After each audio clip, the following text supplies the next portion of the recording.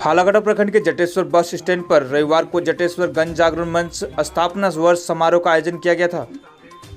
साथ ही इस दिन राष्ट्रीय ध्वज फहराकर 75वां स्वतंत्रता दिवस भी मनाया गया। स्थापना वर्ष के रूप में इस दिन विभिन्न कार्यक्रम का आयोजन भी किया गया था।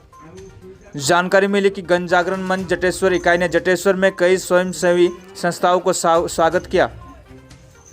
संगठन की जटेश्वर शाखा के समन्वयक अजय अधिकारी ने कहा कि पास के चाय बागान क्षेत्र में कुछ असहाय लोगों को भोजन उपलब्ध कराया गया था।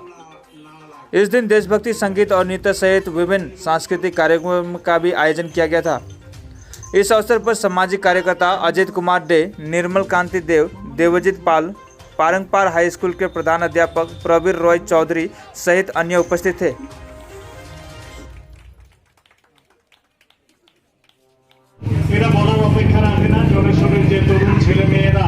যারা এই পরিস্থিতিতেও নিজের জীবন ঝুঁকি নিয়ে মানুষের পাশে দাঁড়িয়েছে সেটা জানাচ্ছি।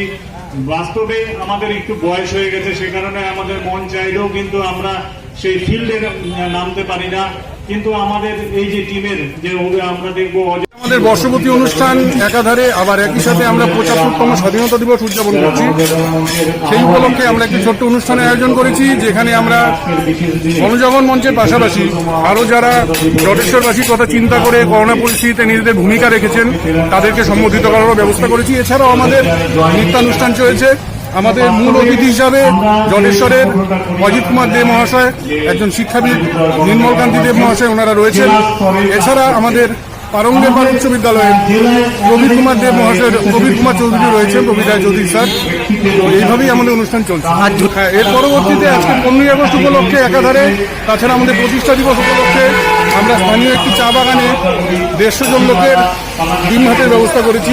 সেটা এই অনুষ্ঠান পরবর্তী সময়ে আমরা সেখানে গিয়ে তাদেরকে সেটা পরিবেশন করব। আপনার নাম ও পরিচয়? আমি অজয় অধিকারী, গণজাগরণ মঞ্চ জটেশ্বর শাখা কোঅর্ডিনেটর।